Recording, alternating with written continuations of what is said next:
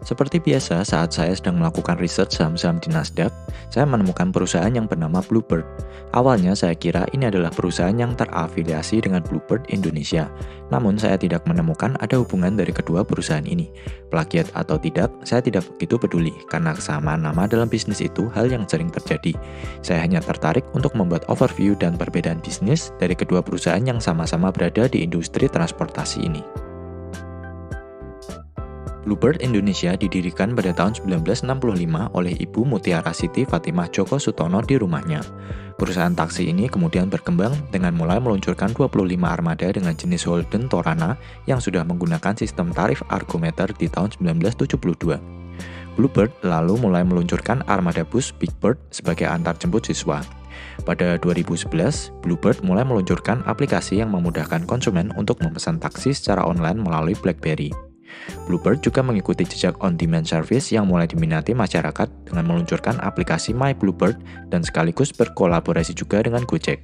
Kini mereka juga sudah mulai menggunakan alternatif electric vehicle dengan armada dari BYD hingga Tesla. Sedangkan Bluebird yang berasal dari Amerika didirikan pada tahun 1927. Bisnis mereka berfokus di industri school bus. Mereka mendesain dan sekaligus memproduksi berbagai macam bis untuk antar jemput pelajar, bukan hanya untuk pasar domestik saja. Bluebird juga menjual armada mereka secara global, seperti Afrika, Asia, Amerika Latin, Eropa, hingga Timur Tengah.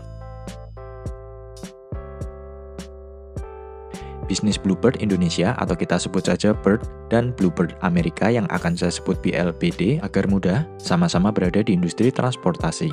Jika Bird bisnisnya persewaan taksi, BLBD merupakan produsen bus sekolah. BIRD atau Bird menyediakan beberapa layanan seperti taksi reguler dengan merek Bluebird dan pusaka yang tersebar di kota-kota besar di Indonesia, Bluebird Kirim yang merupakan layanan pengantaran logistik, taksi eksekutif merek Silverbird, limosin dan sewa mobil yang durasinya bisa disesuaikan dengan kebutuhan dari jam, harian hingga sewa jangka panjang, kemudian layanan sewa bus dan layanan shuttle service yang melayani penumpang antar kota.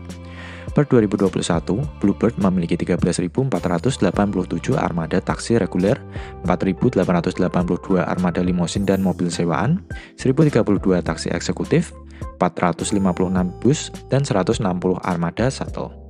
Untuk revenue, per 2022, Bird menghasilkan pendapatan bersih sebesar 3,59 triliun rupiah dan laba bersih sebesar 358 miliar rupiah. Bisnis BLBD adalah sebagai pembuat bus untuk antar jemput pelajar. BLBD juga memiliki bisnis spare part dan servis. Bus yang mereka produksi merupakan kendaraan yang tergolong ramah lingkungan. Saat ini mereka sudah mendistribusi lebih dari 20.000 armada yang menggunakan bahan bakar propana, natural gas, dan elektrik. Ada 3 model bus yang ditawarkan BLBD. Bluebird Vision yang terbagi dari macam-macam bahan bakar yang menggunakan propana, bensin, solar, hingga elektrik. Kemudian Bluebird All American yang menggunakan bahan bakar solar dan elektrik. Dan Microbird, jenis yang lebih kecil untuk kebutuhan yang lebih spesifik.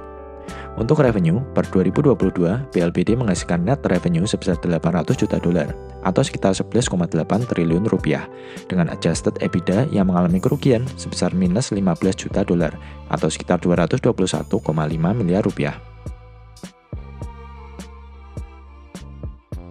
Kita bisa membeli saham dari kedua perusahaan ini, Bluebird Indonesia dengan kode saham BIRD atau Bird yang listing di Bursa Efek Indonesia, dan Bluebird Corporation dengan ticker BLBD yang listing di Nasdaq. Bird sudah listing di Bursa Efek Indonesia sejak 2014 dan kini memiliki market cap sebesar 4 triliun rupiah. Secara teknikal, kalau kita lihat pada grafik candlestick bulanan berikut, memang sejauh ini dari 2014 hingga video ini dibuat, saham Bird masih mengalami bearish period. Bird juga membagi dividen dengan yield 3,6% saat ini, walaupun track recordnya tidak bisa dibilang stabil. Mungkin yang menarik adalah dari valuasinya yang cukup murah, memiliki PER 11 kali dan PBV 0,78 kali. Sedangkan Bluebird Corporation ticker BLBD memiliki tahun IPO yang sama di 2014. Saat ini memiliki market cap sebesar $587 juta atau sekitar 8,6 triliun rupiah. Price to sales yang menarik di 0,64 kali dan PBV 421 kali yang super overvalued.